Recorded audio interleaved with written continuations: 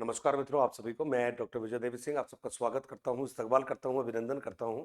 उम्मीद है आप सभी के हालचाल जोरदार होंगे। तैयारी का काम आप सबका सुचारू रूप से चल रहा होगा। भाई रीट की तैयारी का समय तो है अब, और अब तैयारी नहीं होगी, अब तैयारी नहीं चलेगी, और अब तैयारी कंप्लीट नहीं होगी तो भाई फिर होगी कब, ये एक जानने वाला विषय रहेगा। इसलिए आज की इस छोटी सी क्लास के माध्यम से कुछ महत्वपूर्ण टॉपिकों को कवर करता हुआ मैं लाया हूं आपके लिए कुछ शानदार प्रश्न, जिसमें हम बात करेंगे, जी हाँ, शिक्षा शास्त्र के बारे में। हमारी जो चर्चाएं रहने वाली है वो शिक्षा शास्त्र के बारे में रहेगी। लेकिन शिक्षा शास्त्र में भी हम कौन कौन से टॉपिक हैं जिनको आज हम कवर करने वाले हैं, तो आप सभी को ध्यान रखना है। आज हमारी बात रहेगी शिक्षण के बारे में। हमारी चर्चा रहेगी भाई देखो एनसीएफ 2005 के बारे में। हमारी बातें रहेगी कुछ महत्वपूर्ण जो शिक्षण विधियां हैं उनके बारे में। और इसके अलावा हमारी जो बातें रहेगी वो बातें रहेगी, जी हाँ, आपका आरटीई 2009 के बारे में। इसका मतलब है कई सारे टॉपिकों को आज की हमारी ये जो क्लास है वो कंप्लीट करने वाली है। तो जल्दी से एक एक प्रश्न को देखना, समझना और चेक करना कि भाई हमारी तैयारी कैसी रहने वाली है। पहला प्रश्न आपके सामने है, शिक्षण प्रक्रियाओं में पारस्परिक प्रभावों को सम्मिलित किया जाता है जिसमें दूसरों की व्यवहारिक क्षमताओं के विकास का लक्ष्य होता है। प्रजातांत्रिक शिक्षण व्यवहार की उपयुक्त परिभाषा किसके द्वारा दी गई है? कह रहा है भाई आपसे जॉन ब्रूबेकर कह रहा है, गेज कह रहा है, एडमंड एमिडॉन कह रहा है, और कह रहा है भाई दूसरा आपका जो आंसर रहेगा ये कह रहा है एच.सी. मॉरिसन। तो भाई डेफिनेशन आपको याद करना है, ये एनएल गेज की डेफिनेशन है। उन्होंने कहा शिक्षण एक ऐसी प्रक्रिया है जिसमें उन पारस्परिक प्रभावों को सम्मिलित करते हैं जिनका उद्देश्य दूसरों की व्यवहारिक क्षमताओं के विकास का होता है। ये आपको आंसर दिया है, जी हाँ, एनएल गेज ने। अब इसमें एक बात मेरे सभी जो साथी है वो ध्यान रखेंगे, कौन सी वाली, कि जब हम शिक्षण की बात करेंगे तो शिक्षण के बारे में भाई देखो तीन चार आपके जो ओपिनियन है ये चलते हैं। तीन तीन ओपिनियन कौन से करते हैं, तो ध्यान रखिए भाई। एक विचार चलेगा आपका एडम्स वाला, दूसरा नाम रहेगा आपका जॉन डीवी वाला, और मित्रों यहां पर आपको याद रखना है इनके अलावा जो नाम चलेगा ये रहेगा मॉरिसन का। अब इसमें ध्यान ये रखना है भाई, मॉरिसन ने भी शिक्षण को त्रिमुखी प्रक्रिया कहा है, ये आपको ध्यान रखना है। जॉन डीवी की बात करोगे मित्रों, इनका भी, और मॉरिसन नहीं भी कहोगे, यदि हम मॉरिसन नहीं भी ऑप्शन में लेंगे तो आपको दूसरा यहाँ पर नाम दे देना है। और ये जो नाम रहेगा ये आप चाहो तो नाम जोड़ देना, जी हाँ, बीएस ब्लूम का नाम जोड़ देना। और जो ब्लूम है इन्होंने भी, आपको ध्यान है, शिक्षण को त्रिमुखी प्रक्रिया कहा है। इधर यदि बात करोगे तो यहाँ पर भी आपको त्रिमुखी प्रक्रिया कहा है। और मित्रों यदि यहाँ पर बात करोगे तो आपने नाम दे दिया है द्विमुखी प्रक्रिया होती है। तो कुल मिलाकर ये छोटा सा बेसिक है जो आपको ध्यान में रखना है। अगला प्रश्न आपके सामने, जरा ध्यान से देखिएगा। शिक्षण एक अधिक परिपक्व व्यक्तित्व, ये आपका आंसर रहेगा। अधिक परिपक्व और कम परिपक्व व्यक्तित्व के बीच वह घनिष्ठ संपर्क है जिसके द्वारा कम परिपक्व व्यक्तित्व को शिक्षा की दिशा में और आगे बढ़ाया जा सकता है।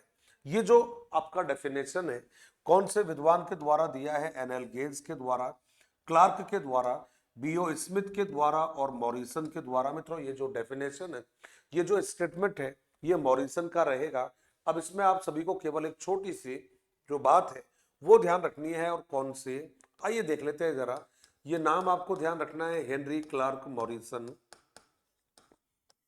क्या रहेगा नाम? तो आपने आंसर दे दिया भाई, ये रहेगा हेनरी क्लार्क और मॉरिसन। और जब भी आपसे हेनरी क्लार्क मॉरिसन पूछा जाएगा, आपको सबसे पहले याद रखना है कि भाई यही बंदा है, इकाई योजना का जनक है ये, क्योंकि ये सारी बातें आपको बहुत ज्यादा काम करने वाली है। इकाई योजना का जनक माना जाएगा। और सेकंड आपको ध्यान रखना है भाई, बोध स्तर पर आधारित प्रतिमान का निर्माण किया है। बोध स्तर के प्रतिमान का निर्माण किया, ये इसका जवाब है, या इसका मैं कहूंगा कि व्याख्या है इसके बारे में। तो ये भाई आपका एच.सी. मॉरिसन हो गया है। मैं नहीं समझूंगा, कोई गलती करने वाले हो जल्दी से आइएगा अगले प्रश्न की तरफ। और कह रहा है भाई शिक्षण प्रक्रियाओं की विधि है जो सीखने की, जी हाँ, उत्सुकता जागृत करती है। ये आपसे कह रहा है ये किसका स्टेटमेंट रहेगा? कह रहा क्रो क्रो का रहेगा, बीओ स्मिथ का रहेगा, क्रॉनबैक का रहेगा और मित्रों हिल गार्ड का रहेगा। तो याद रखिएगा ये जो स्टेटमेंट रहेगा आपका जिसमें सीखने की उत्सुकता जागृत करती है, ये जी हाँ बीओ स्मिथ का कोटेशन है। और ये जरूर ध्यान रखिएगा भाई बीओ जो स्मिथ है इसकी कोटेशन काफी महत्वपूर्ण मानी जाती है। क्या कहा है बीओ स्मिथ के द्वारा, तो उसने सबसे पहला जो नाम लिया है उसमें एक बात आपको ध्यान रखनी है कि शिक्षण जी हाँ अधिगम व उत्सुकता उत्पन्न करता है।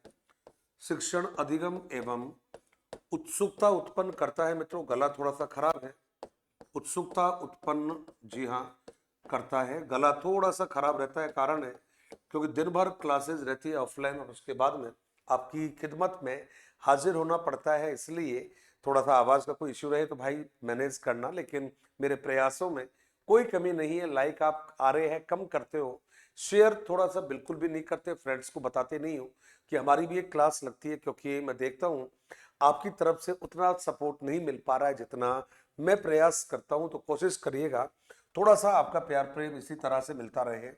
अगला आंसर रहेगा शिक्षण का तात्पर्य अधिगम की दशा को व्यवस्थित करना जो कि अधिगम कर्ता की वाह्यता से संबंधित है। शिक्षण को इस तरह किसने परिभाषित किया है? ऑप्शन कह रहा है भाई रॉबर्ट एम गे ने आपसे कह रहा है। दूसरा कह रहा है भाई एनएल गेज आपको ऑप्शन में दे रहा है।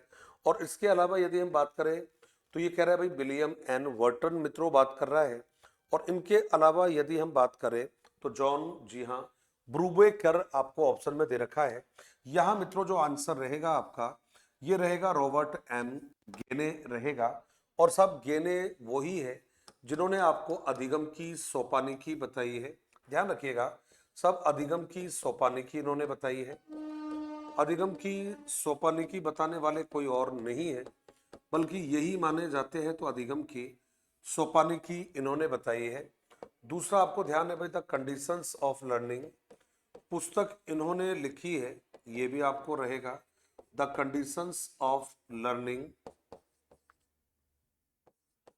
और जिसको आपने नाम दिया है सीखने की दशाओं, क्योंकि ये हिंदी का नाम है इसका, सीखने की दशाओं नामक पुस्तक की रचना की है। दशाओं नामक पुस्तक की रचना इन्होंने की है। पुस्तक की जो रचना मित्रों की है वो इन्हीं के द्वारा की गई है, ये आपको ध्यान में रखना है। तो ए आपका आंसर रहेगा। अगला प्रश्न है भाई निम्न में से कौन सा कथन शिक्षा शास्त्र की अवधारणा को वर्णित नहीं करता है?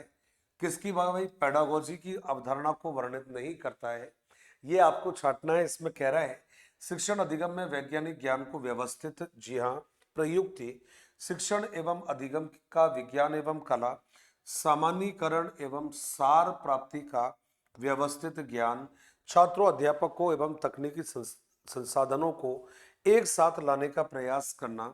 मित्रों ये आपका रहेगा सी आंसर रहेगा। जहां तक हमें बात करनी है शिक्षा शास्त्र का, ये भाई देखो एक बात जरूर ध्यान रख लीजिएगा, कहता है समुचित इतना कह दीजिएगा। और इसमें कहेगा कि सब समुचित शैक्षिक आपने कहा है, समुचित शैक्षिक प्रक्रियाओं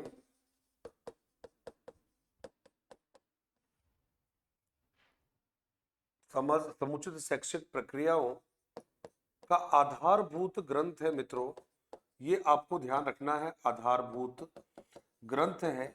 और आपको इसी में एक बात ध्यान रखनी है कि साहब व्यवस्थित करने का जो श्रेय है, ये ध्यान रखिएगा, व्यवस्थित करने का जो श्रेय है मेरे मित्रों वो किसको दिया है आप लोगों ने? तो आपने कहा सर कॉमेनियस को दिया है। ये हमने यहाँ पर एक नाम रहेगा कॉमेनियस को है। तो कुल मिलाकर ये प्रश्न आपने देखा है थर्ड यानी सी इसका जवाब रहेगा। जल्दी से हम आते हैं आपके अगले प्रश्न की तरफ। शिक्षक को शिक्षण संस्कृति प्रदान की जानी चाहिए।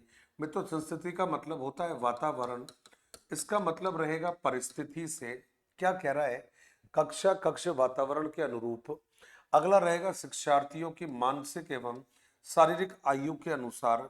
कहता शिक्षण सहायक सामग्री के अनुरूप और उपलब्धता के अनुरूप। मित्रों यहाँ पर जो आंसर रहेगा ये रहेगा बच्चों की मानसिक और शारीरिक आयु के अनुसार। एक बात जरूर ध्यान रखिएगा कि सब शिक्षण को बालक केंद्रित तो होना चाहिए, शिक्षण को बाल केंद्रित तो होना चाहिए, ये भाई हमें ध्यान रखना है। शिक्षण को बाल केंद्रित तो होना चाहिए मित्रों, क्योंकि हमारा जो आंसर है वो यहीं पर बनेगा। यही बातें हैं जो हमें ध्यान रखनी है। आइएगा जल्दी से अगले प्रश्न की तरफ। कहता है स्मृति स्तर के शिक्षण का कौन सा उद्देश्य नहीं है। ये पूछा है आपका स्मृति स्तर के बारे में। कहता है मानसिक पक्षों का प्रशिक्षण करना, तथ्यों का ज्ञान देना, अर्थ का प्रत्यक्षीकरण करना एवं विचारों को समझना, ज्ञान का पुनर्स्मृति एवं पुनः प्रस्तुतिकरण। तो मित्रों यहाँ पर जो सी जो ऑप्शन है आपका, इसको आपको ध्यान से देखना है, क्योंकि सी जो ऑप्शन है ये आपका जो आंसर है ये नहीं बनेगा यहाँ पर। तो यहाँ आपको कौन सा ऑप्शन टिक करना है, सी ऑप्शन को आपको टिक करना है। एक बात ध्यान रखिएगा, ये जो स्मृति स्तर है मित्रों, इसमें एक ही बात ध्यान रखिएगा, कौन सा। कहते साहब देखो ज्ञान प्रदान करना, ये ध्यान करना है आपको, ज्ञान, और ज्ञान के साथ में हमने सूचना कह दिया है, ज्ञान हो गया है, सूचना हो गया है, प्रदान करना मुख्य उद्देश्य होता है। ये सबसे पहला जवाब है, प्रदान करना मुख्य उद्देश्य है मित्र। ये आपका पहला आंसर हो गया है कि साहब कोई पूछे आपसे ज्ञान सूचना प्रदान करना मुख्य उद्देश्य है, पहला जवाब रहेगा। दूसरा नाम हमने यहाँ पर जोड़ा है, कहता है भाई इस पर आधारित जो प्रतिमान है, ये हमने आंसर दिया है। और क्या कहा, इस पर आधारित प्रतिमान,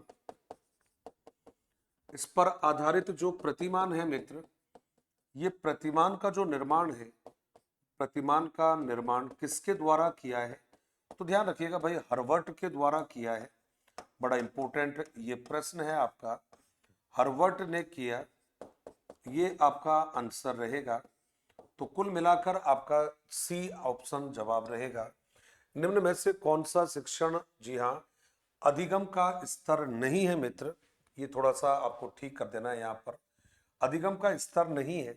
अब ये कह रहा है मित्रों, पहला है अवबोध कह रहा है, परावर्ती कह रहा है, स्मृति कह रहा है, दूरवर्ती स्तर कह रहा है। मित्रों दूरवर्ती जैसा कोई स्तर होता नहीं है, क्योंकि जब भी आप पूछोगे शिक्षण के जो स्तर है ये कितने होते हैं भाई, शिक्षण के स्तर या लेवल्स ऑफ टीचिंग को लेकर जब आप बात करोगे भाई तीन ही होते हैं।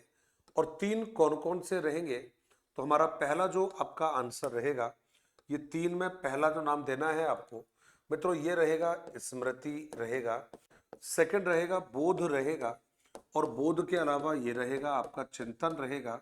ये आपको ध्यान रखना है। इसमें जो नाम आएगा ये आपको नाम देना है भाई, हार्वर्ड का नाम देना है। इस पर जो नाम आएगा वो मॉरिसन का आएगा। और मित्रों ये जो लास्ट वाला है, थर्ड वाला है, इस पर जो नाम आएगा ये हंट का नाम आएगा। तो आपका आंसर आपके सामने है। कहता है स्मृति स्तर एवं बोध स्तर के शिक्षण प्रतिमान की संरचना में कौन सा सोपान उभयनिष्ठ है। मित्रों उभयनिष्ठ का मतलब होता है समान है। तो अब यहाँ पर हमने आंसर क्या दिया है, पहला कह रहा है अन्वेषण, सामान्यीकरण, तैयारी और प्रस्तुतिकरण। आंसर मित्रों रहेगा आपका प्रस्तुतिकरण रहेगा। क्यों रहेगा प्रस्तुतिकरण, आइए देख लेते हैं। तो देखो भाई ये तो कह रहा है स्मृति स्तर कह रहे हैं, ये तो हो गया है आपका स्मृति स्तर, और ये हो गया है आपका बोध स्तर। अब यदि हम इन दोनों को मिलाकर यदि बात करते हैं, पहला है स्मृति स्तर, दूसरा कह रहा है बोध स्तर। तो भाई देखो इसमें स्मृति में पहला जो नाम आएगा, ध्यान रखना सबसे पहले तो ये रहेगा, देखो भाई प्रस्तावना आ गया है, प्रस्तावना के बाद में दूसरा मित्रों रहेगा आपका, और वो रह गया है आपका प्रस्तुतिकरण हो गया है, ये आप कह दीजिएगा। इधर यदि हम बात करें तो आपने दूसरा जो नाम दोगे इधर, तो हमने क्लियरली इधर मेंशन कर दिया, पहला रहेगा अन्वेषण, और अन्वेषण के बाद में मित्रों दूसरा जो रहेगा ये हमने कह दिया है प्रस्तुतिकरण। तो कुल मिलाकर यदि बात करें तो भाई दोनों का जो सेकंड वाला जो पॉइंट है ये कॉमन है ये, और कॉमन होने के कारण ही आपका आंसर जो है ये प्रस्तुतिकरण आपने दिया है। उम्मीद है आपको समझ में आया होगा, मजा आ रहा होगा, कमेंट्स करते रहिएगा। बताते रहिएगा क्लास जो है वो कैसी लग रही है, और अपने फ्रेंड्स को बताते रहिए भैया एक चैनल है जहां पर पढ़ाई की बातें होती है, दिल की बातें होती है, सिलेक्शन की बात होती है, कामयाबी की बात होती है, पात्रता की बातें होती है। कह रहा है शिक्षण प्रक्रिया में कौन सा स्वतंत्र चर होता है, तो पहला कह रहा है विद्यार्थी, कह रहा है शिक्षक, कह रहा है शिक्षण विधियां, कह रहा है और शैक्षिक जी हाँ वातावरण होता है। मित्रों यहाँ पर पहला नाम दिया है विद्यार्थी। देखो भाई ये तो गरीब होता है बेचारा, आश्रित होता है, ध्यान रखिएगा। इसको परतंत्र भी आपने कहा है, लेकिन इसके अलावा यदि बात करोगे तो केंद्र बिंदु भी मित्रों इसी को कहा है, ये आपको ध्यान रखना है। शिक्षक जो होगा ये स्वतंत्र होता है, ध्यान रखिएगा। स्वतंत्र के अलावा यही जो बंदा है ये प्रभुत्ववादी भी यही होता है मित्रों, और इसी को कहा है आपने निरंकुशवादी भी आपने इसी को कहा है। तो कुल मिलाकर आपका जो आंसर है ये कौन सा रहेगा मित्र, शिक्षक आपका आंसर रहेगा। ये हमने जी हाँ मेंशन किया है। अगला प्रश्न है आपका, शिक्षण प्रक्रिया में विद्यार्थी जस्ट अभी किया ही है ना मित्र, ये आश्रित होता है। स्वतंत्र अभी अभी आपने लिखा ही है, शिक्षक होता है। और जब पूछोगे मध्यस्थ कब पूछोगे, ये आपका पाठ्यक्रम होता है। तो यहाँ जो आंसर बनेगा ये कौन सा रहेगा, तो आपने ए आंसर इसको क्लिक किया है। इसी तरह से सीखते रहिएगा, समझते रहिएगा। लास्ट में कमेंट करके जरूर बताइएगा कि आपके जो क्वेश्चंस है ये कितने राइट हुए। अगला है शिक्षण प्रक्रिया में किसे आश्रित चर कहा जाता है। मित्रों अभी अभी बात की है, शिक्षक नहीं होता है छात्र होता है, ये अभी अभी रिसेंटली हमने किया है तो रिपीट नहीं करेंगे। अगला प्रश्न है आपका, और कह रहा है भाई पाठ्यक्रम निम्नलिखित में से शिक्षण के कौन से चर में आता है, अभी अभी बात की है। ये होता है भाई मध्यस्थ होता है आपका, अभी अभी इसको लेकर चर्चाएं आपने की है। शिक्षण अधिगम का केंद्र होता है मित्र, अभी अभी कहा है, ये कोई और नहीं होता है बल्कि जी हाँ शिक्षार्थी होता है। केंद्र पूछा है तो अधिगम का जो केंद्र है वो आपका विद्यार्थी रहेगा, ये हमें ध्यान रखना है। जल्दी से अगला जो प्रश्न है हमारा उसकी तरफ आते हैं। शिक्षा के क्षेत्र में निम्नलिखित में से सबसे महत्वपूर्ण होता है। भाई सबसे महत्वपूर्ण किसे मानोगे, शिक्षक को मानोगे, शिक्षार्थी को मानोगे, पाठ्यक्रम को मानोगे या फिर पाठ्य पुस्तक को मानोगे, तो हमारा जो आंसर है ये क्या रहेगा, शिक्षार्थी रहेगा। और इसमें आपको ये भी मेंशन करना पड़ेगा कि जो शिक्षार्थी है हमारा मित्रों, कहते साहब सारी व्यवस्थाएं इसी के हैं। एनसीएफ 2005 के अनुसार ध्यान रखना है आप लोगों को। और क्या ध्यान रखना है भाई, एनसीएफ 2005 के अनुसार इतना ही कहूंगा, व्यवस्थाएं ये ध्यान रख लेना, व्यवस्थाएं बालक के लिए है, बालक के लिए है। हमारी जितनी भी व्यवस्थाएं हैं ये सारी की सारी किसके लिए है, बालक के लिए है, बालक व्यवस्थाओं के लिए नहीं है मित्र।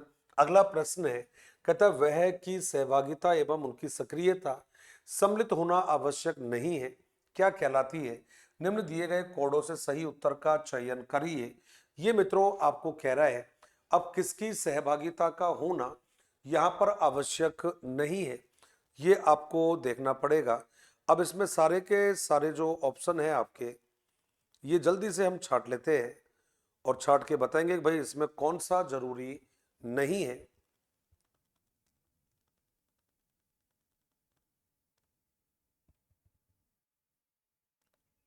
ये कह रहा है भाई वह की सहभागिता एवं उनकी सक्रियता सम्मिलित होना आवश्यक नहीं है। किसकी सहभागिता और सक्रियता होना जरूरी नहीं है मित्र, ये कह रहा है। अब शिक्षण की तो होना जरूरी है, कह रहा है अनुदेशन, कह रहा है प्रशिक्षण, कह रहा है प्रतिपादन, कह रहा है। मित्रों ये प्रश्न आया था ये, लेकिन ये प्रश्न जो था आपका थोड़ा डाउट वाली कैटेगरी में था। ये डाउट में इसलिए था, संदेहास्पद था। इन्होंने जो आंसर माना था वो अनुदेशन को माना था कि भाई अनुदेशन जी हाँ सक्रिय होना जरूरी नहीं है। लेकिन यहाँ पर जब ऑप्शन के हिसाब से देखोगे मित्र तो आपका प्रतिपादन जो रहेगा ये आपका आंसर बनना चाहिए था, लेकिन हमने इसको संदेह की श्रेणी में रखा है क्योंकि इस पर डाउट आया था। ये संदेह की श्रेणी का प्रश्न है ये, और आपको ध्यान रखना है भाई ये प्रश्न बाद में काफी चर्चा में आया था, फर्स्ट ग्रेड में आया हुआ प्रश्न है ये।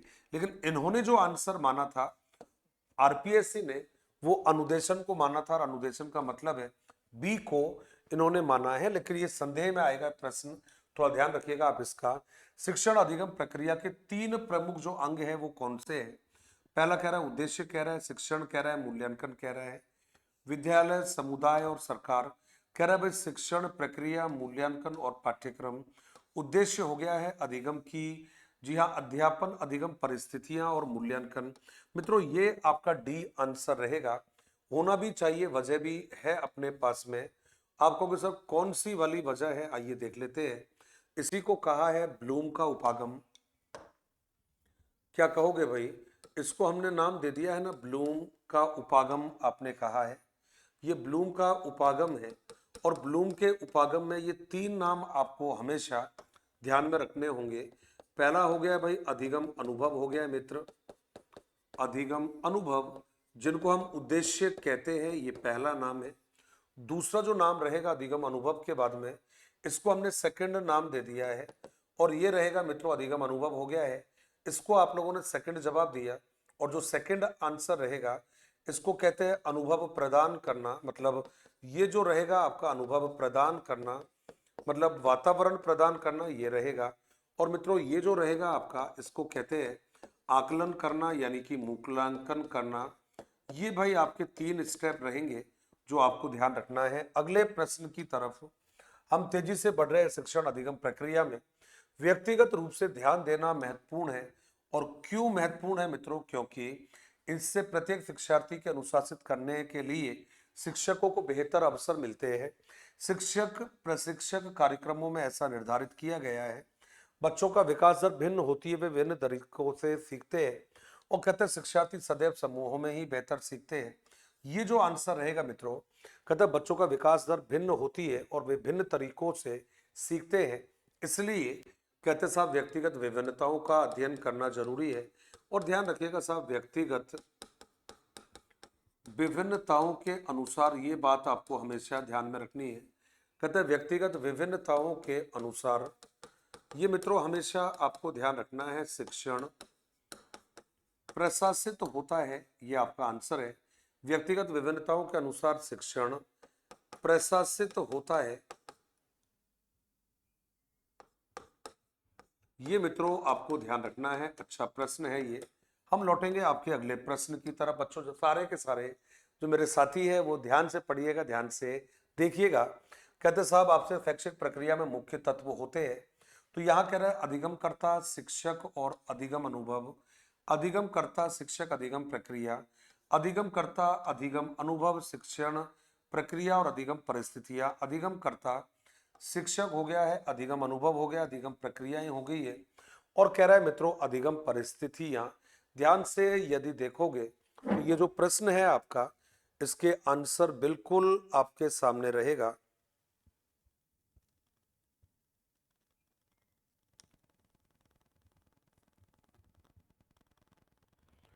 जल्दी से इस प्रश्न को आप चेक करोगे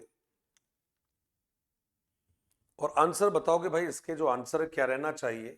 मित्रों देखो इसमें आपने दिया है अधिगम करता, इसमें भी हुआ है। अधिगम जी हाँ अनुभव इसमें भी हो गया है। अधिगम जी हाँ प्रक्रिया इसमें आ गया है। डी जो है ये आपका आंसर हो जाएगा शैक्षिक प्रक्रिया में। मुख्य तत्व दोनों हो गए भाई, देखो आपका स्टूडेंट आ गया है, आपका टीचर आ गया है, एक्सपीरियंस आ गया है, इन्वायरमेंट आ गया है आपका, और आ गया है आपकी कंडीशंस। ये देखो भाई एक प्रश्न था ये वाला कि इससे प्रत्येक जी हाँ शिक्षार्थी के अनुशासित करने के लिए शिक्षकों को बेहतर अवसर मिलता है। कई लोग इसको आंसर के रूप में मानते हैं। आरपीएससी की भी मंशा यही थी कि भाई इसी आंसर को माना जाए, लेकिन इसका जो बेस्ट आंसर रहेगा ये आपका आंसर सी रहेगा। ये आपको ध्यान में रखना है। अगला प्रश्न है किसी कक्षा में शिक्षण के समय विद्यार्थियों की आवश्यकताओं एवं रुचियों को मस्तिष्क में रखना चाहिए, निम्नलिखित में से कौन सा आयाम इस पक्ष का ध्यान रखता है? तो कह रहा है भाई मनोवैज्ञानिक आयाम, दार्शनिक आयाम, मूल्यांकन आयाम और कार्य प्रणाली आयाम। ध्यान रखिएगा मूल इसका मनोवैज्ञानिक आयाम रहेगा। और मनोवैज्ञानिक जो आयाम रहता है मित्रों हमेशा यही कौन से शिक्षण की बात करेगा? यही बात करता आया है आपका बाल केंद्रित जो शिक्षण है हमारा। ये बाल केंद्रित शिक्षण की जो अवधारणा है मित्रों, ये ए आपका आंसर देगा। जल्दी से आइएगा। कहता है प्रभावशाली शिक्षण में निम्न में से कौन सी विशेषता आवश्यक नहीं है मित्र। तो ये कह रहा है शिक्षक को विषय की जानकारी हो, जरूरी है ये। आत्मविश्वास द्वारा शिक्षण हो, ये भी जरूरी है। अंग्रेजी भाषा की अच्छी जानकारी हो, मित्रों मैं तो नहीं समझता कि इंग्लिश की जानकारी जरूरी है, इंग्लिश मीडियम का होना जरूरी है, ये तो कोई जरूरी नहीं है मित्र।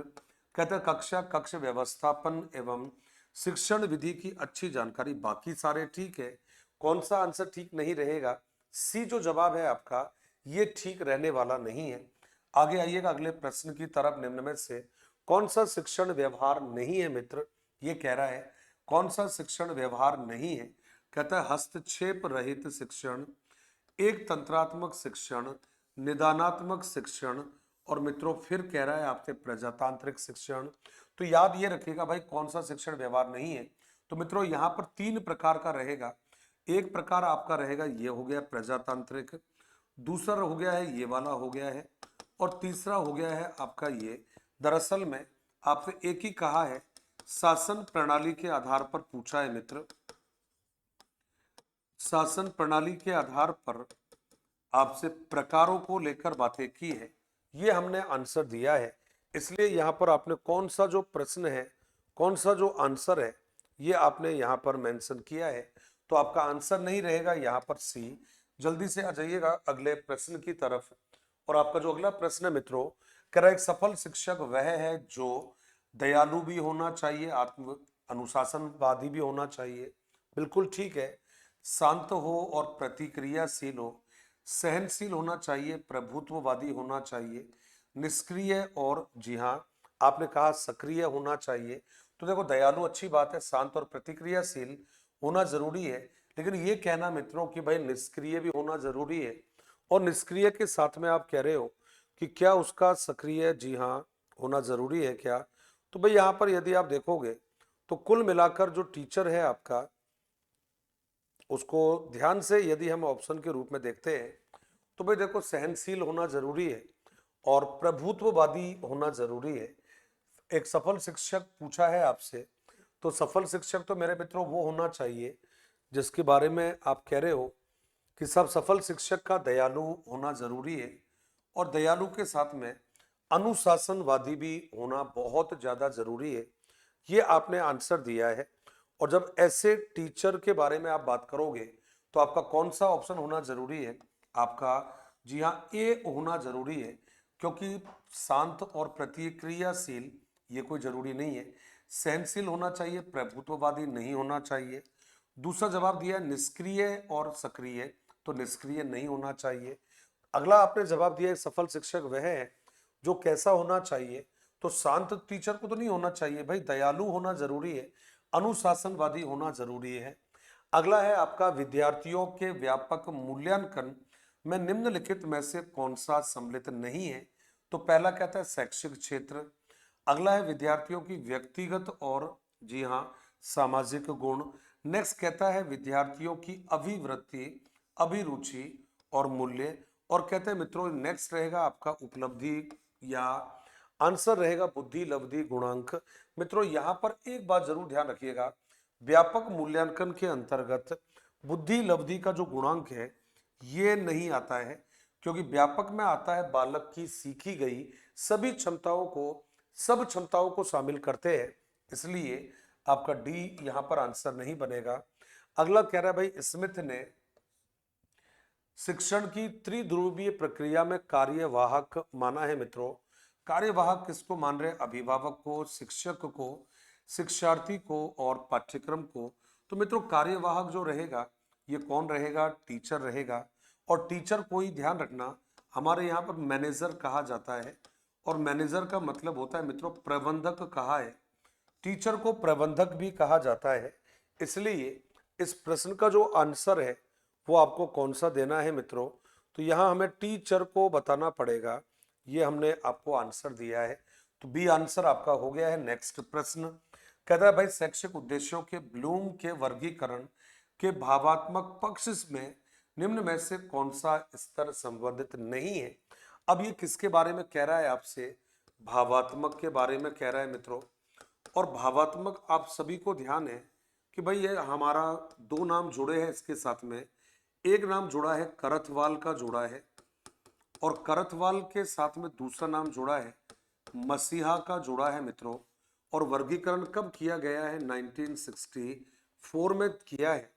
अब यहाँ पर कौन कौन से नाम इन्होंने बताए हैं? पहला आग्रहण बताया है, आग्रहण के बाद में मित्रों दूसरा बताया है अनुक्रिया बताया है, अनुक्रिया के बाद में याद रखना थर्ड भी इन्होंने बताया है, और ये रहेगा अनुमूल्यन रहेगा।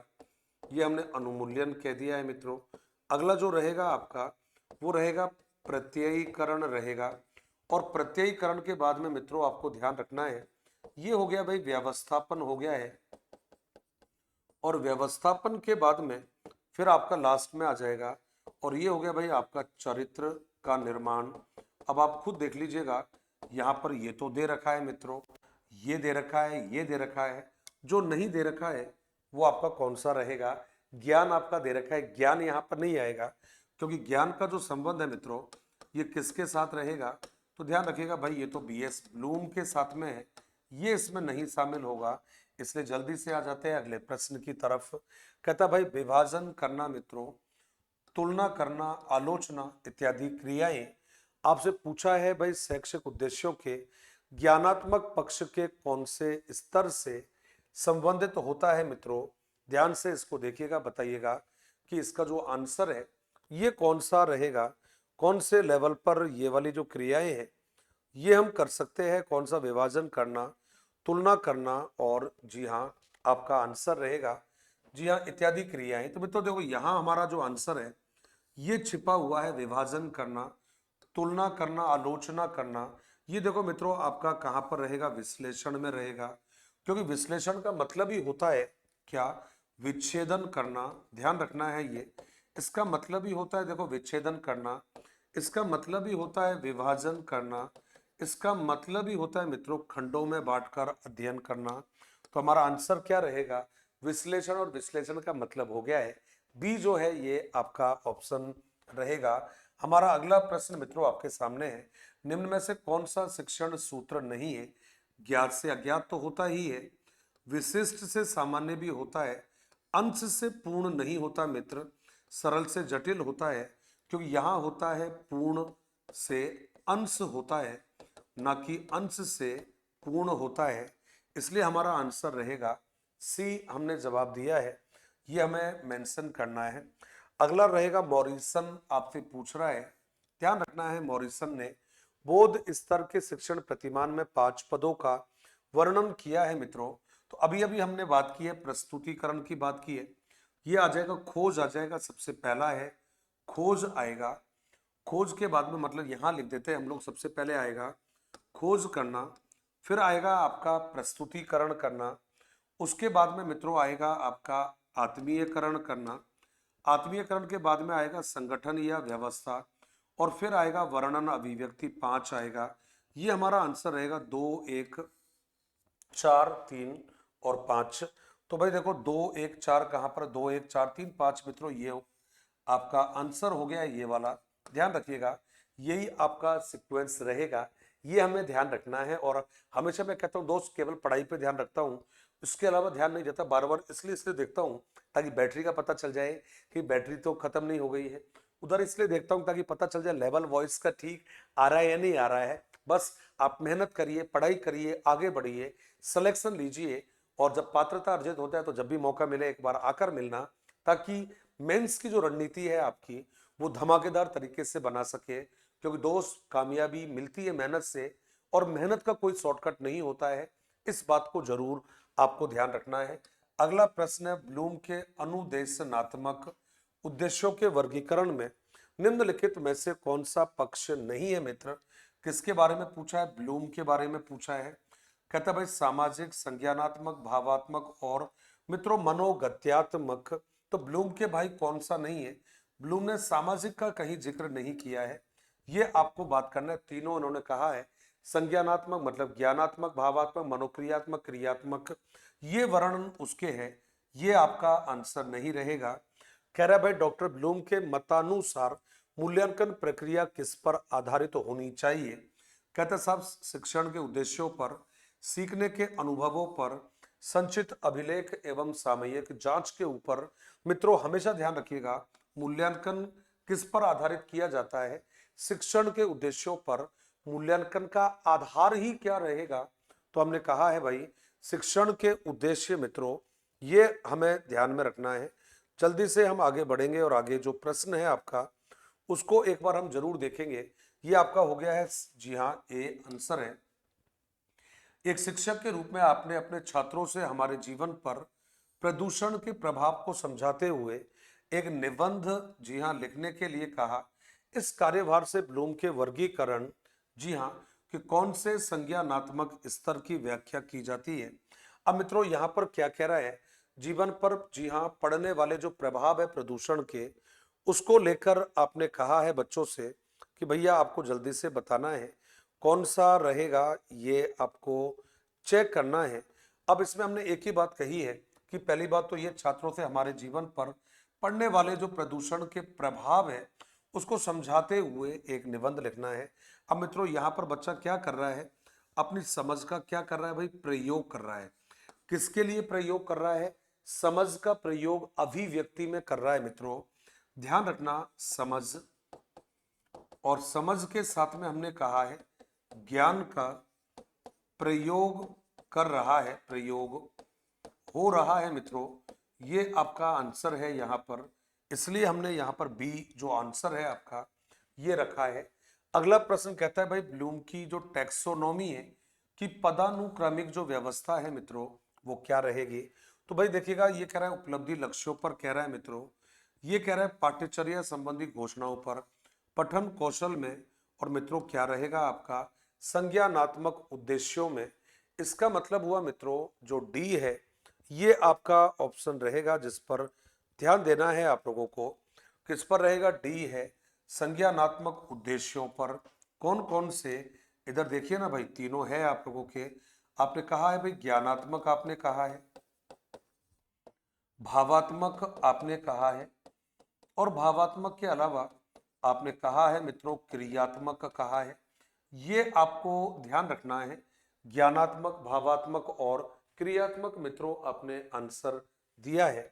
इसका मतलब डी आपका आंसर हुआ है।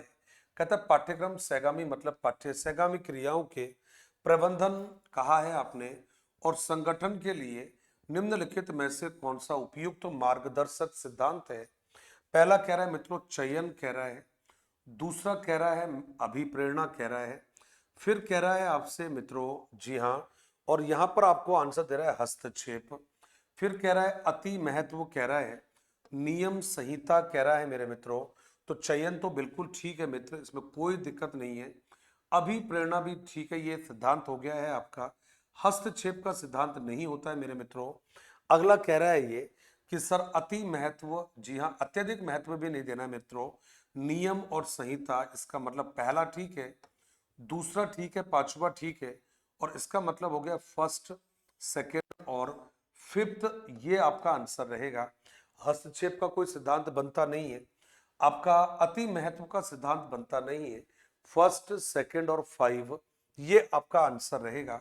हमने अगला प्रश्न जोड़ा है, हरवट के द्वारा दिए गए पाठ्य योजना उपागम के चरणों का उपयुक्त तार्किक क्रम कौन सा है मित्रों। तो प्रस्तुतिकरण पहले नहीं आएगा, प्रस्तावना तो आएगा लेकिन तुलना पहले नहीं आएगा। प्रस्तावना ठीक है, प्रस्तुतिकरण ठीक है, तुलना भी ठीक है। फिर कह रहा है भाई सामान्यीकरण, और सामान्यीकरण के बाद में मित्रों ये कह रहा है आपसे, जी हाँ, कौन सा, तो आपसे कह रहा है भाई अनुप्रयोग, ये कह रहा है। तो प्रस्तावना ठीक है लेकिन तुलना ठीक नहीं आएगा, प्रस्तावना, प्रस्तुतिकरण, तुलना। मित्रों ये आपका आंसर रहेगा, सी आपने आंसर दिया है। कहते साहब हरवट की जो प्रणाली है मित्रों, हरवट की प्रणाली को आपने नाम दिया हुआ है, और क्या क्या नाम दे रखा है इसको मित्रों, आपने पंचपदीय प्रणाली कहा है, पहला आंसर है। इसको पंचपदीय प्रणाली आपने कहा है मित्र, इसी को हमने नाम दिया है। और कौन सी नाम कहा है, हर्वटियन प्रणाली आपने इसको कहा है। तो ये नाम है भाई इसके इतने सारे जो आपको ध्यान रखने हैं। अगला प्रश्न है भाई विद्यालय प्रबंधन का प्रजातांत्रिक सिद्धांत कौन सा रहेगा।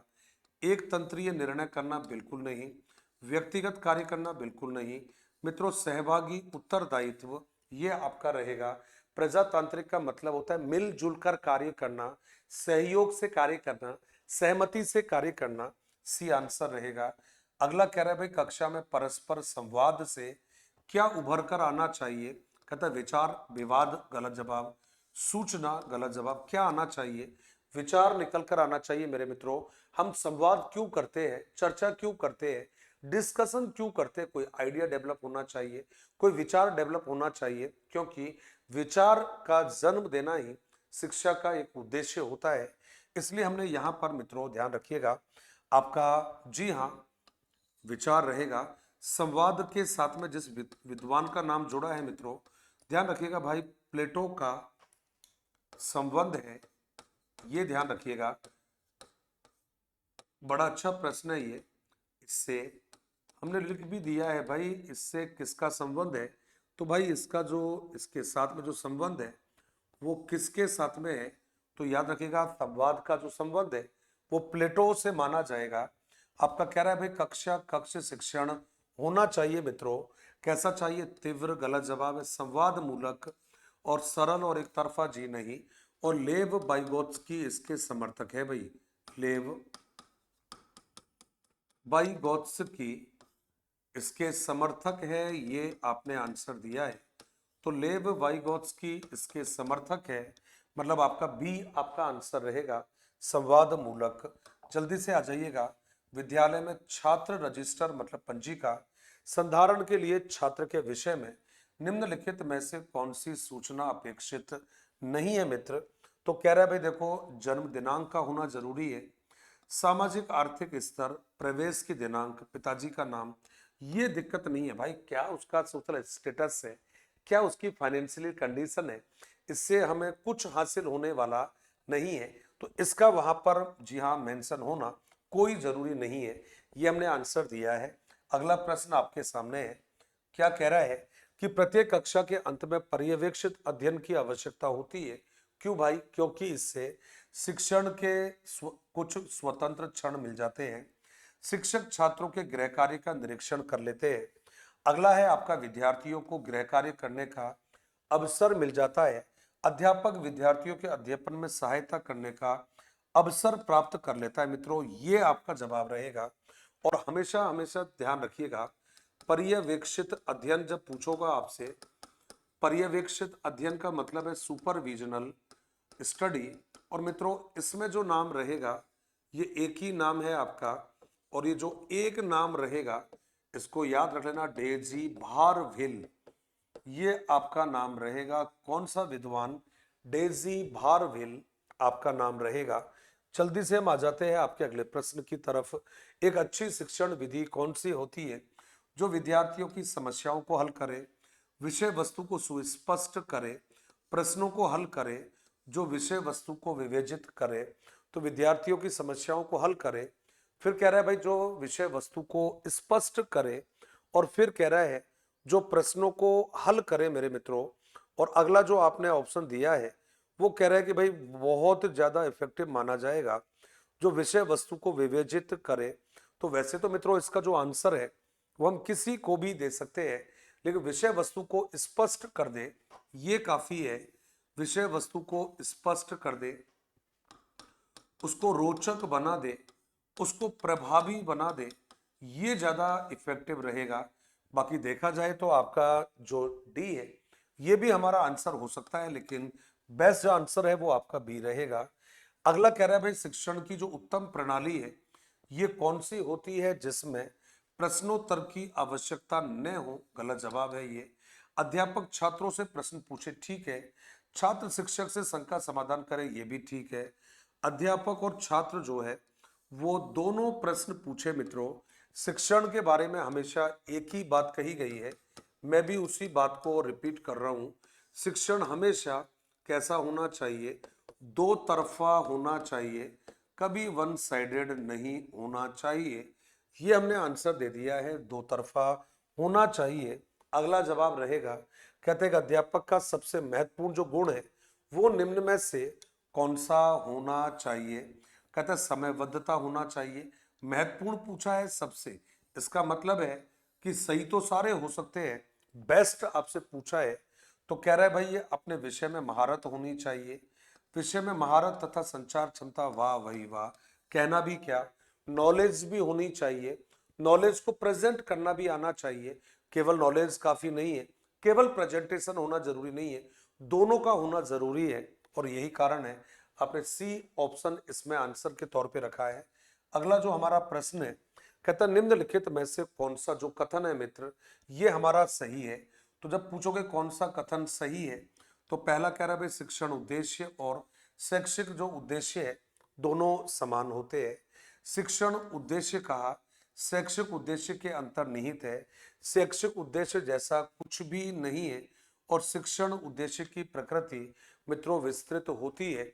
तो यहाँ पर जो आपके प्रश्न है इनको थोड़ा सा यदि आप ध्यान से देखोगे तो आपका जो आंसर है वो बी जो ऑप्शन है मित्रों, शिक्षण के उद्देश्य जो है ये किसके साथ में रहेगा, शैक्षिक, ये हो गया आपके पढ़ाने के उद्देश्य, ये हो गया शिक्षा के उद्देश्य। और मित्रों शिक्षा के जो उद्देश्य है और शिक्षण के जो उद्देश्य है, क्योंकि ये निर्धारक है, ये प्राप्त करने हैं आपको, इनके लिए आप ये कर रहे हो, ये इनके लिए आदर्श होंगे, ये जो है इनके लिए प्रेरक होंगे, बी आपका आंसर रहेगा। अगला कह रहा है भाई प्रत्यक्ष विधि की मुख्य तकनीक कौन सी होती है मित्रों, कहता है वार्तालाप, नेतृत्व और मार्गदर्शन की तकनीक, सरल से जटिल एवं मूर्त से लेकर अमूर्त, देखो और कहो का निरंतर उपयोग। और मित्रों फिर कह रहा है आपसे उपयुक्त सभी कह रहा है।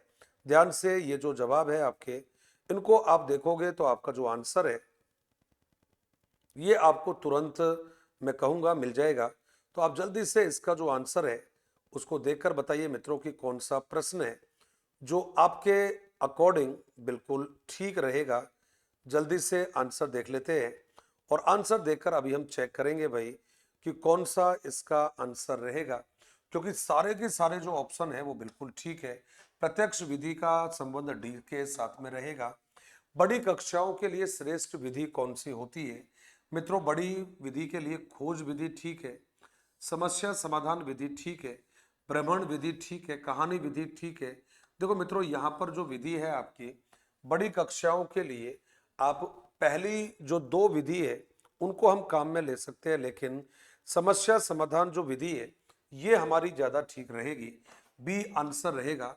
और यहाँ पर इसके साथ में आपको ध्यान है सेंट थॉमस का नाम जुड़ेगा। पूछोगे भाई कौन है, तो पहला है सेंट थॉमस और दूसरा नाम यदि जोड़ोगे मित्रों तो सुकरात रहेगा। ये वो दो विद्वान हैं जिनका नाम इस विधि के साथ जुड़ा है।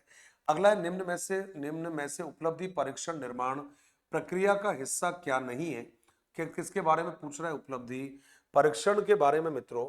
तो कहते हैं भाई पद विश्लेषण रहेगा, ब्लूप्रिंट रहेगा, उत्तर कुंजी रहेगा, इकाई योजना मित्रों ये इसका पार्ट नहीं रहेगा, ये आपको ध्यान रखिएगा। और इसमें एक बात आपको और ऐड करनी है कि यदि आपसे पूछेगा उपलब्धि परीक्षण के बारे में तो सारे मित्रों को ध्यान रखना है भाई उपलब्धि परीक्षण का जो आधार होता है मित्रों ये रहेगा नीलपत्र को माना जाता है। और नीलपत्र आप कह रहे हो ब्लूप्रिंट को कह रहे हो, तो बस ये आपको थोड़ा सा ध्यान रखना है मित्रों, आपका बी आंसर रहेगा। अगला कह रहा है भाई किस प्रकार के तर्क में सामान्य निष्कर्ष की ओर व्यक्ति विशिष्ट तथ्यों, ये कह रहा है किस प्रकार के तर्क में से सामान्य निष्कर्ष की एक व्यक्ति विशिष्ट तथ्यों की ओर बढ़ता है। ये मित्रों थोड़ा सा प्रश्न जो है ये प्रश्न मुझे लग रहा है कि कुछ इसमें टेरर है भाई थोड़ा सा। किस प्रकार के तर्क में से सामान्य निष्कर्ष की एक व्यक्ति विशिष्ट तथ्यों और बढ़ता है मित्र। तो देखो भाई ये प्रश्न मुझे लगता है थोड़ा एरर है। देखो भाई यदि प्रश्न बन रहा है, ध्यान रखना ये कहना चाह रहा है कि यदि निष्कर्ष से ये कह रहा है विशिष्ट तथ्यों की ओर बढ़ रहा है ऐसा कह रहा है, और तथ्य यदि ये उदाहरण कह रहा है तब तो आपका जवाब अलग बढ़ेगा। और यदि ये उदाहरण से निष्कर्ष कहना चाह रहा है मित्रों तब आपका आंसर अलग रहेगा। तो हम इस प्रश्न को यही छोड़ रहे हैं। यदि ये कहना चाह रहा है पहले वाला, यदि कह रहा है निष्कर्ष से तथ्य की तरफ आगे बढ़ रहा है आपका, तब तो आपका आगमन रहेगा। निष्कर्ष का मतलब नियम हो गया है ये।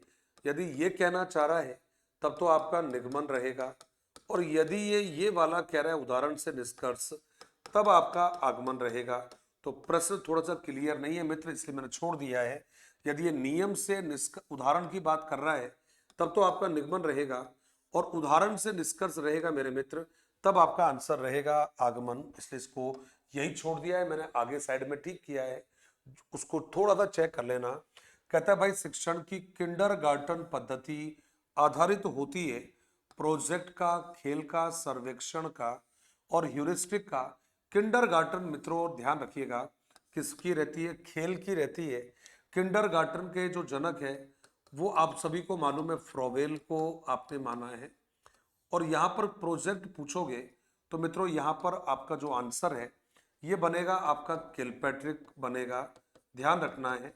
और यदि आपसे पूछेगा कि भाई आपका खेल विधि का, तो हेनरी कोल्डवेल कुक रहेगा मित्र, हेनरी और कोल्डवेल कुक जो है ये आपका आंसर रहेगा। ह्यूरिस्टिक का मित्रों आपको ध्यान रखना है, ये रहेगा आर्मस्ट्रॉन्ग रहेगा। ये छोटी छोटी बातें हैं जो आपको ध्यान रखनी है। अगला जो हमारा प्रश्न है वो तेजी से आगे आइए। कहता है किंडरगार्टन किस भाषा का शब्द है? जर्मन, अमेरिकन, जापानी, रूसी। मित्रों ये जर्मन भाषा का शब्द है जिसका मीनिंग आपने बताया है बालोद्यान। क्या बताया है? बालोद्यान। कई बार हम इसको बताते हैं, और बालकों का बगीचा भी इसको कहते हैं, बालकों का बगीचा भी आपने इसको नाम दिया है, ये हमने मेंशन कर दिया है, ए आंसर। अगला प्रश्न आगमन विधि में शिक्षण सूत्र का प्रयोग होता है मित्र। सूक्ष्म से स्थूल होता है, नियम से, उदाहरण होता है, ज्ञात से अज्ञात होता है। और मित्रों आपका रहेगा, जी हाँ उपयुक्त सभी, ज्ञात से अज्ञात रहेगा मित्र। ये जो पूछोगे आप, और ये जो रहेगा ये तो आपकी निगमन विधि में काम आने वाले हैं। तो आपका आंसर क्या रहेगा मित्र? सी आपका आंसर रहेगा। जल्दी से आइएगा अगले प्रश्न की तरफ। योजना विधि में छात्रों को वातावरण मिलता है। कहता है भाई सहयोग का मिलेगा, बंधन का तो नहीं मिलेगा, स्वच्छंदता का मिलेगा, स्वतंत्रता का मिलेगा मित्रों। अब ये कह रहे हैं भाई योजना जो विधि है हमारी, उस योजना विधि में हम बच्चों को किस प्रकार का जो उदाहरण है, किस प्रकार का जो हम वातावरण है ये बच्चों को उपलब्ध करवाते हैं, तो उसको सहयोग कह दीजिएगा, एक ही बात है। इसको आप सामाजिक भी कह सकते हैं मित्रों, इसी को हमने नाम दिया है। और ये रहेगा वास्तविक कह दीजिएगा, और वास्तविक को हम चाहे तो स्वाभाविक भी कह सकते हैं। ये वातावरण हम उपलब्ध कराते हैं, ए आपका आंसर रहेगा। कहते हैं नाटक विधि में रुचि लेते हैं मित्रों। नाटक विधि में रुचि लेते हैं प्राथमिक स्तर के छात्र, उच्च माध्यमिक के छात्र, विश्वविद्यालय स्तर के छात्र। तो देखो भाई जब नाटक की आप बात करोगे, नाटक का मतलब मित्रों फिलहाल अभिनय रहेगा, और अभिनय में हमारे कौन से लेवल के जो बच्चे हैं वो रुचि लेते हैं। तो हमने यहाँ पर आपका ए आंसर दे दिया है भाई, प्राथमिक स्तर के बच्चे इसमें रुचि लेंगे, क्योंकि ये बहुत बच्चों को पसंद आता है। नाटक को देखो भाई हम दो तरीके से इसका आयोजन कर सकते हैं, और दो तरीके कौन कौन से रहेंगे? एक रहेगा आपका रंगमंचीय कहा आपने, एक तो रह गया है आपका रंगमंचीय, और दूसरा क्या रहेगा? कक्षाभिनय। ये आपका दूसरा आपने आंसर दिया है। अगला प्रश्न मित्रों क्या रहेगा? कहता सूक्ष्म शिक्षण विधि का सर्वप्रथम प्रयोग कहां पर किया है? अमेरिका में किया है, भारत में किया है, चाइना में किया है? जी नहीं, अमेरिका में किया है। और इसका जो बनता है 1961 और 1963 बनता है मित्रों। कहते सब डुएट एलन बनेगा, डुएट एलन। और डुएट एलन के साथ में कीथ एचिसन का नाम भी आता है, कीथ एचिसन का नाम भी आएगा। और कीथ एचिसन के साथ में रॉबर्ट ब्रूस का नाम भी आएगा। लेकिन मुख्य जो विद्वान है आपका ये कौन है मित्रों? डुएट एलन का नाम रहेगा। भारत में तो मित्रों इसका नाम आता है 1967 में नंबर आएगा, किसके द्वारा? तो याद रखिएगा डी तिवारी के द्वारा। तो भारत में इसकी शुरुआत तो मित्रों बहुत लेट होती है। जल्दी से आ जाइएगा, और इसका जो साइकिल है इसका जो चक्र होता है वो कितना होता है मित्रों, तो ध्यान रखिएगा 36 मिनट का होता है। ये आपको ध्यान में रखना है। अगला प्रश्न आपके सामने है, सूक्ष्म शिक्षण चक्र का प्रथम जो पद होता है मित्रों वो कौन सा रहेगा। तो भाई सबसे पहले जब यदि आप पदों के बारे में बात करोगे और आपसे पूछोगे भाई कि इसका जो प्रथम जो पद है ये कौन सा रहेगा, तो भाई देखो पहला जो पद होता है वो होता है योजना बनाना होता है। फिर बात करोगे तो शिक्षण होता है। शिक्षण के बाद में, जी हाँ, पहला हो गया है योजना बनाना, फिर हो गया है शिक्षण देना, फिर आपका रहेगा प्रतिपुष्टि करना, ये आपका मित्रों रहेगा। तो सबसे पहले क्या होना जरूरी है, योजना बनाना जरूरी है। अगला है आपका सूक्ष्म शिक्षण के भारतीय जो प्रतिमान है उसमें कुल कितना समय लगता है मित्रों, 36 मिनट लगेगा, ये आपको ध्यान रखना है। 36 मिनट आपका समय रहेगा। आगे आइएगा और कह रहा है शिक्षण का मुख्य उद्देश्य क्या रहेगा, केवल तर्क शक्ति का विकास करना, केवल चिंतन शक्ति का विकास करना। मित्रों केवल हमेशा ध्यान रखना, किसी प्रश्न में केवल यदि दे रखा हो ऑप्शन में बहुत कम चांस रहेंगे, क्योंकि केवल जो ऑप्शन है थोड़ा सा नेगेटिव माना जाता है, बहुत रेयरली ये सही आंसर बनता है। इसलिए यहाँ आपका जो आंसर बनेगा वो रहेगा आपका सी, आपका आंसर बनेगा। अगला प्रश्न कह रहा है कि भाई सृजनशीलता के पोषण के लिए एक अध्यापक को निम्न में से किस विधि की सहायता लेनी चाहिए। मित्रों ब्रेन स्टॉर्मिंग का, व्याख्यान का, श्रव्य दृश्य सामग्री का। मित्रों ब्रेन स्टॉर्मिंग जिसको आपने विचारावेश विधि कहा है, इसी विधि के साथ में एक विद्वान का नाम जुड़ा है और ये विद्वान कौन सा रहेगा, तो हमने कहा है एलेक्स ओसबर्न। मित्रों ये इसका आंसर रहेगा और इसी ने एक पुस्तक लिखी थी भाई आपका, जिसका नाम था अप्लाइड इमेजिनेशन।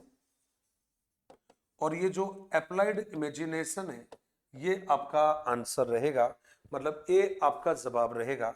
हमने अगला प्रश्न देखा है, निम्नलिखित में से कौन सा सूक्ष्म चलन, ध्यान रखना है, कौशल का उदाहरण है मित्रों, चढ़ना नहीं है, कूदना नहीं है, दौड़ना नहीं, लिखना आपका रहेगा।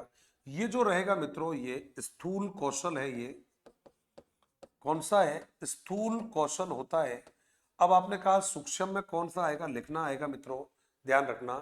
लिखने के अलावा आपने कहा है, जी हाँ, आपने इसके अलावा चित्रांकन करना, चित्रांकन करना, ब्लॉक बनाना, ये कौन सा रहेगा, ब्लॉक बनाना।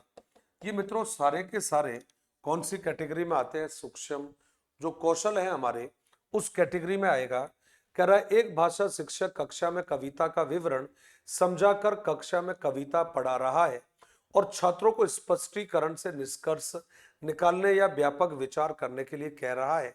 ये जो एक उदाहरण है ये किसका रहेगा मित्र, तो ध्यान से इस प्रश्न को आप देखोगे और देखकर आप बताओगे कि भाई इसका जो आंसर है ये आपका कौन सा आंसर बनने वाला है। तो जल्दी से इसको आप ध्यान में दोगे और ध्यान में देने के बाद में आप आंसर बताओगे कि भाई इसका जो आंसर है वो कौन सा सही रहेगा। कह रहा है एक भाषा शिक्षक कवि कक्षा में कविता का विवरण समझा रहा है, वो कक्षा में कविता पढ़ा रहा है और छात्रों को स्पष्टीकरण से निष्कर्ष निकालने या व्यापक विचार करने के लिए कह रहा है वो। तो मित्रों ये क्या कह रहा है, निगमन विधि का प्रयोग कर रहा है, क्योंकि कविता का विवरण समझा दिया बच्चों को और कविता भी पढ़ा दी है उसने। अब छात्रों को क्या कर रहा है, स्पष्टीकरण से निष्कर्ष निकालने या व्यापक विचार करने के लिए कह रहा है मित्र। तो आपसे अब देखो निष्कर्ष निकालने या व्यापक विचार करने के लिए कह रहा है। अब वैसे तो मित्रों देखो इन्होंने तो इसका आंसर जो माना है ये निगमनात्मक आंसर माना है, ये आपको ध्यान रखना है। रीट 2018 की जो ये वैकेंसी है उसमें इन्होंने जो आंसर माना है मित्र, ये कौन सा माना है, ये इन्होंने निगमन को माना है।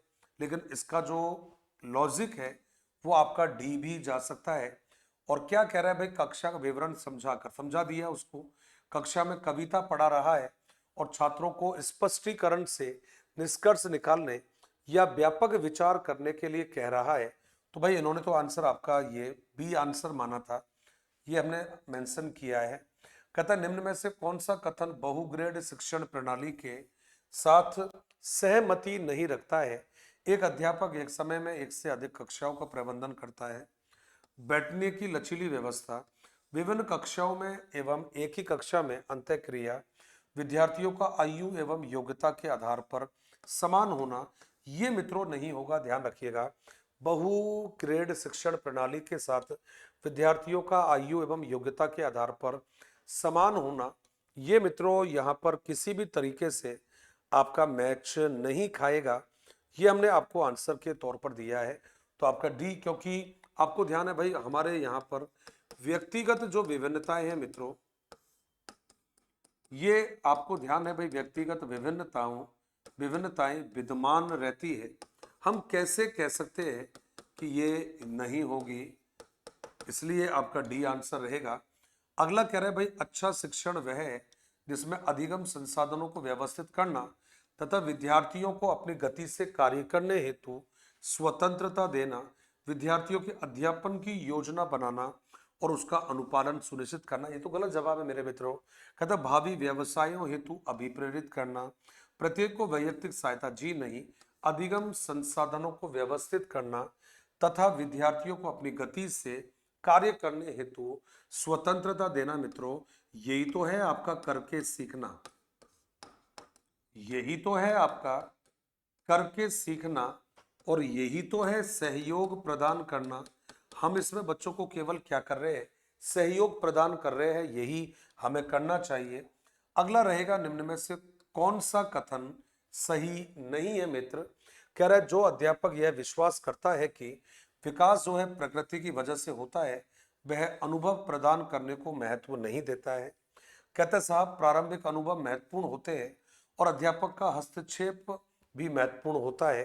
प्रारंभिक जीवन की नकारात्मक घटनाओं के प्रभाव से कोई भी अध्यापक बचाव नहीं कर सकता। व्यवहारात्मक परिवर्तन के संदर्भ में विकास वातावरणीय प्रभावों के फल स्वरूप होता है। मित्रों यहाँ पर आपसे केवल ये कह रहा है भाई कि कौन सा इसमें आपका जवाब रहेगा। तो ये पूछ रहा है भाई सही नहीं है। जो अध्यापक यह विश्वास करता है कि विकास प्रकृति की वजह से होता है, वह अनुभव प्रदान करने को महत्व नहीं देता है। कहता प्रारंभिक अनुभव महत्वपूर्ण होते हैं, अध्यापक हस्तक्षेप भी महत्वपूर्ण होता है। प्रारंभिक जीवन की नकारात्मक घटनाओं के प्रभाव से कोई भी अध्यापक बचाव नहीं कर सकता। मित्रों कर सकता है अच्छी काउंसलिंग के द्वारा, ये हमने आंसर दिया है। अच्छे व्यवहार की वजह से, ये हमारा आंसर रहेगा। तो सी आपका आंसर रहेगा। अगला है आपका त्रिभाषा सूत्र जो रहेगा, ये कौन से विद्वान ने आपको दिया है। त्रिभाषा डॉक्टर ताराचंद कमेटी, मुदालियर आयोग, कोठारी कमीशन। मित्रों त्रिभाषा सूत्र जिस विद्वान ने दिया है, ये आपका रहेगा कोठारी आयोग। 1964 1966 में हमने इसका गठन किया है। अगला रहेगा निदान का जो अर्थ है, अधिगम संबंधी कठिनाइयों और उनके कमियों के स्वरूप का निर्धारण करना। मित्रों ये कौन से विद्वान का रहेगा, आपका आंसर रहेगा जी हाँ सी यहाँ पर आंसर रहेगा। अधिगम संबंधी कठिनाई के कारण को जानना, अधिगम संबंधी समस्या के कारणों को जानना, ये आपका आंसर रहेगा। कारणों को जानना, बड़ा ही जोरदार ये नाम रहेगा आपका। अगला प्रश्न मित्रों आपके सामने है।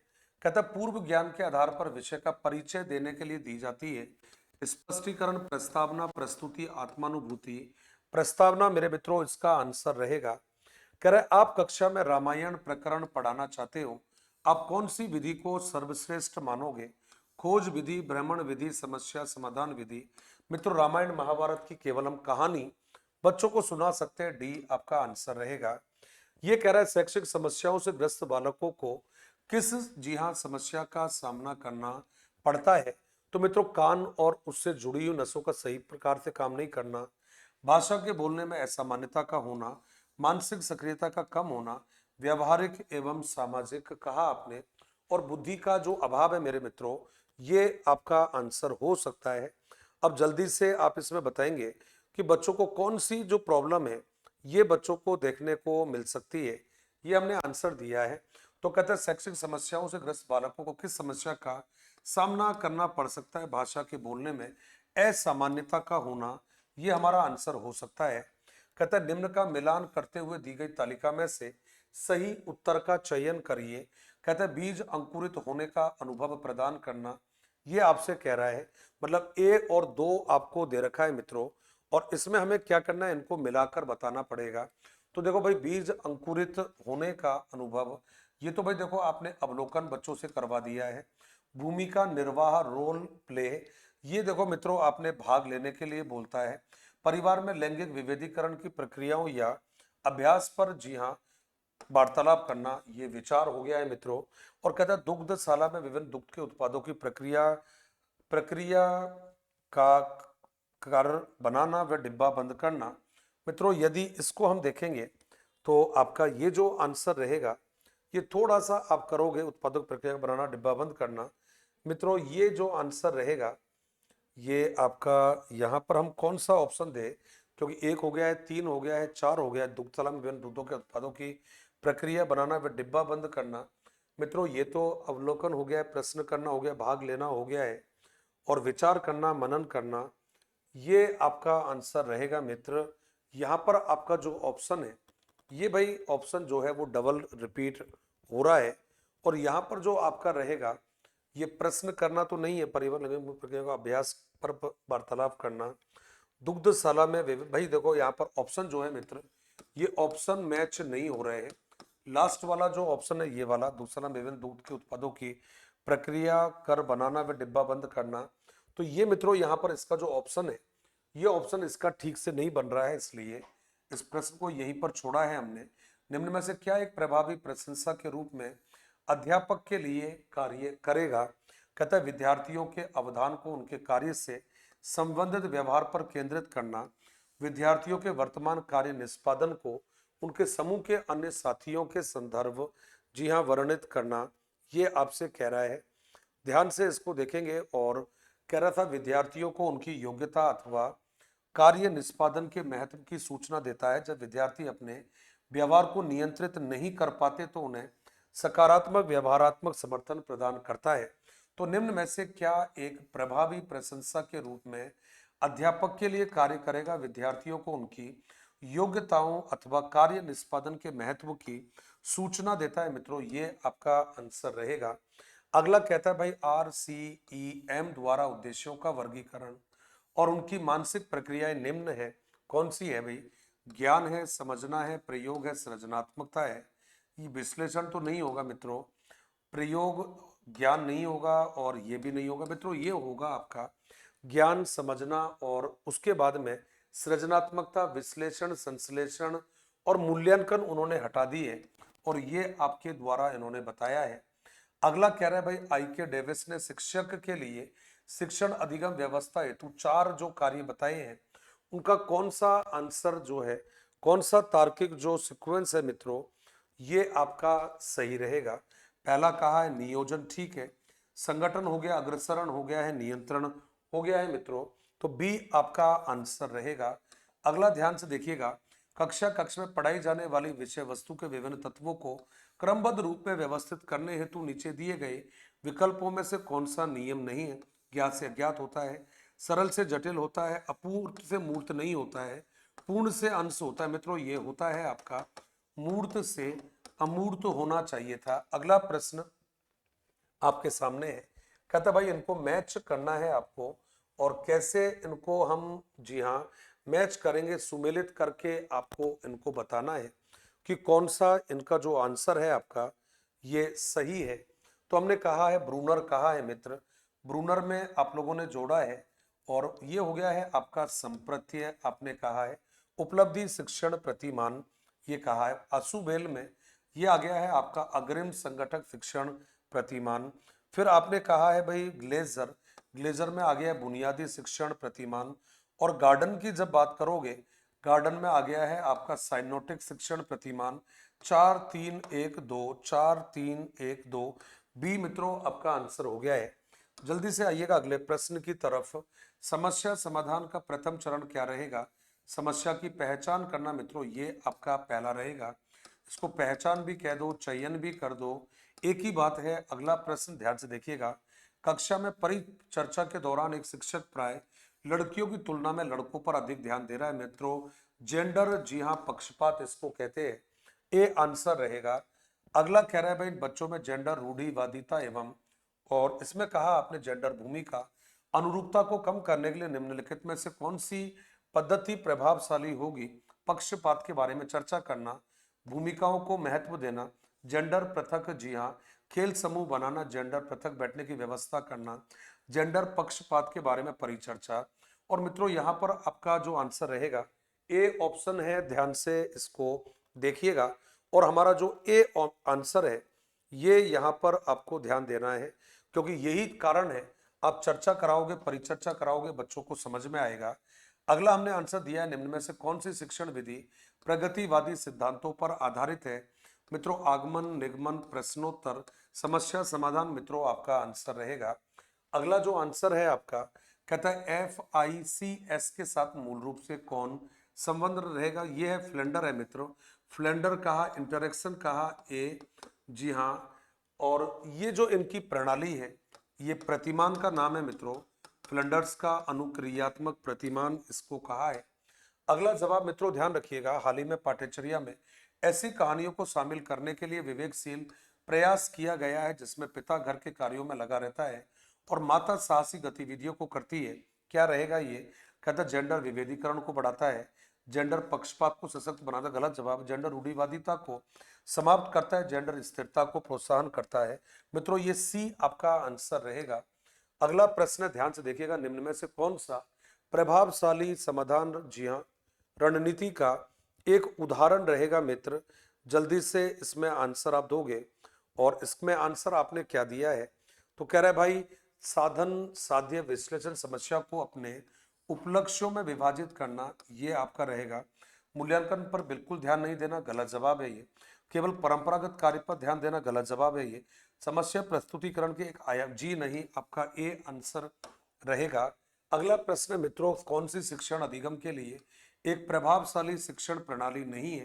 कहते साथ दिए गए ज्ञान को दोहराने पर ध्यान केंद्रित करना, बच्चों को अंतर्दृष्टि के द्वारा अनुमान लगाने के लिए प्रोत्साहित करना, प्रयोग एवं परिपक्षण, जी हाँ, ये आपका जवाब ठीक नहीं रहेगा।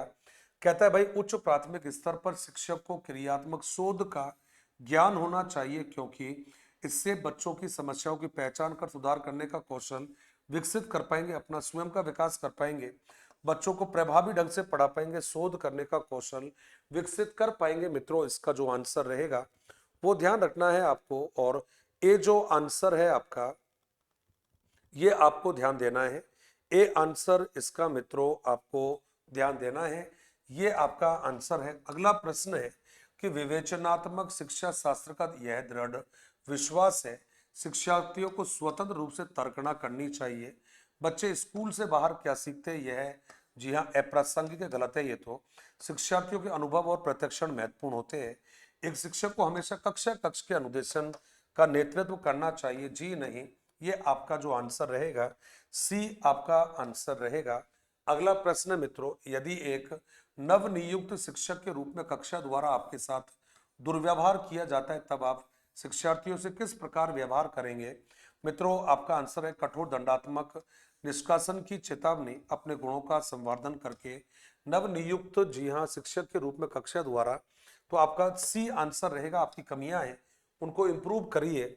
कक्षा में अनुशासन बनाए रखने के लिए सर्वाधिक प्रभावशाली उपाय क्या होना चाहिए? अनुशासन हेतु छात्रों को कक्षा से बाहर निकालना नहीं, शिक्षण को रोचक एवं व्यावहारिक बनाना, मित्रों यही आपका आंसर रहेगा, बी आपका आंसर रहेगा। करा निम्नांकित में से कौन सा शिक्षण प्रतिमान का आवश्यक तत्व नहीं है? केंद्र बिंदु, संरचना, सहयोग, अवलोकन नहीं होता मेरे मित्रों, ये आपने कहा है। अगला रहेगा निम्न में से कौन सा नेशनल स्टीयरिंग कमेटी NCF 2005 के अध्यक्ष थे? भाई ये तो प्रोफेसर यशपाल साहब थे, ये आपने आंसर दिया है। अगला प्रश्न है मित्रों, राष्ट्रीय पाठ्यचर्या रूपरेखा 2005 में, थोड़ा टाइम हो गया था इसलिए थोड़ा फास्ट चल रहा हूं, भारत की धार्मिक एवं सांस्कृतिक विविधताओं को मनाना, स्त्रियों के प्रति सम्मान एवं जिम्मेदारी के दृष्टिकोण को बढ़ाने के प्रोग्राम का आयोजन एवं व्रत चित्र तथा फिल्मों को एकत्रित करना एवं दिखाना जिसके माध्यम से न्याय एवं शांति में वृद्धि हो को सुझाया है। कहता है शांति की शिक्षा के लिए, मूल्यों की शिक्षा के लिए, नागरिकता की शिक्षा दी जा सके, इसके लिए या मित्रों कोई और इसका आंसर रहेगा।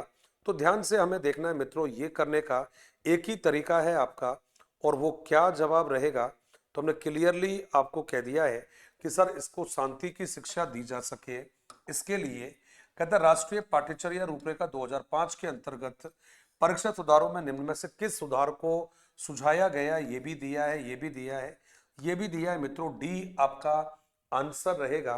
कह रहा है एनसीएफ 2005 में कला शिक्षा को विद्यालय में जोड़ने का उद्देश्य है सांस्कृतिक, जी हाँ, विरासत की प्रशंसा करना, छात्रों के व्यक्तित्व और मानसिक स्वास्थ्य को विकसित करना, सांस्कृतिक विरासत की प्रशंसा करना, छात्रों के व्यक्तित्व और मानसिक स्वास्थ्य को विकसित करना। मित्रों केवल 1 और 2 सही है, ये आपसे कह रहा है। और कुल मिलाकर यदि देखोगे एनसीएफ कला शिक्षा को तो आपका पहला सही है और दूसरा आपका सही है, ये आपको ध्यान देना है। और कुल मिलाकर यदि देखोगे तो आपका 1 और 2 सही है मित्र, ये आपने आंसर दिया है। अगला प्रश्न एनसीएफ 2005 बल देता है, करके सीखने पर बल देता है मित्रों, ध्यान रखिएगा, रटने पर नहीं देता, समस्या हल करने पर नहीं। ए आपका आंसर रहेगा। अगला जवाब है निम्नलिखित में से कौन राष्ट्रीय पाठ्यचर्या रूपरेखा 2005 के मार्गदर्शक सिद्धांतों का हिस्सा नहीं है, जीवन से जोड़ना ठीक है, रटाई प्रणाली से मुक्त हो, स्कूली शिक्षा में नव उदारवाद की अवधारणा को जी हाँ करना। और आपका जो आंसर रहेगा वो कौन सा नहीं है, तो आपका जो आंसर रहेगा इसमें हम लोगों ने कौन सा आपको दिया है, तो इसमें आपने मेंशन कर दिया है। और ये जो आपका आंसर रहेगा इसमें एक ही जवाब आपको ध्यान में रखना है मित्र, शिक्षा में नव उदारवाद की अवधारणा को विकसित करना। इनमें से कौन सा पाठ्यचर्या का मार्गदर्शी सिद्धांत नहीं है, ज्ञान को बाहरी जीवन से जोड़ना, रटंत प्रणाली को जी हाँ मुक्त करवाना, अंग्रेजी भाषा में शिक्षा देना, ये जवाब नहीं रहेगा।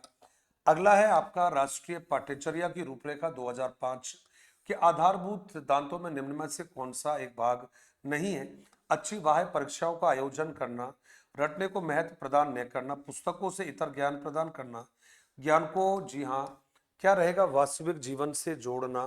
तो मित्रों यहाँ पर जो ए है ये इनका आंसर नहीं रहेगा, ये हमने आपको आंसर के रूप में बताया है। तो जल्दी से हम आ जाएंगे और अगला जो आंसर रहेगा ये हमारा क्या है देखते हैं।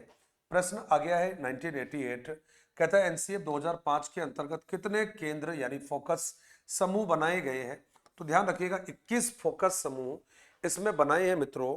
कितना जवाब रहेगा, 21 आपने बनाया है। और आज का जो अंतिम प्रश्न है ये आपके सामने, कक्षा परीक्षणों में अच्छा प्रदर्शन करने में एक बच्चे की असफलता हमें इस विश्वास की तरफ ले जाती है, कौन सा, आकलन वस्तुनिष्ठ तथा असफलता को स्पष्ट रूप से पहचानने के लिए इसका प्रयोग किया जा सकता है। बच्चे कुछ निश्चित सक्षमताओं और कमियों के साथ पैदा होते हैं, पाठ्यक्रम शिक्षण पद्धति तथा आकलन प्रक्रियाओं पर विचार करने की आवश्यकता है। सी आपका जवाब रहेगा मित्रों। कि मेरी क्लास का जो टाइम हो गया था ऑफलाइन का, इसलिए लास्ट के कुछ प्रश्नों को मैंने थोड़ा सा स्पीडली करवाया, लेकिन उम्मीद है आप समझ गए होंगे कि सर का इंटेंशन क्या था। हंसते रहिए, मुस्कुराते रहिएगा, इसी तरह से अभ्यास करते रहिएगा। अगली क्लास में फिर दोबारा आपके सामने हाजिर रहूंगा। 99 प्रश्न आपने देखे हैं, अगली बार फिर हाजिर रहूंगा। तब तक के लिए इजाजत दीजिएगा, पढ़ते रहिएगा, हंसते मुस्कुराते रहिए, बिंदास रहिएगा और चैनल को सब्सक्राइब करवाते रहिएगा ताकि मजा आए आगे क्लास लेने में। धन्यवाद। जय हिंद, जय भारत।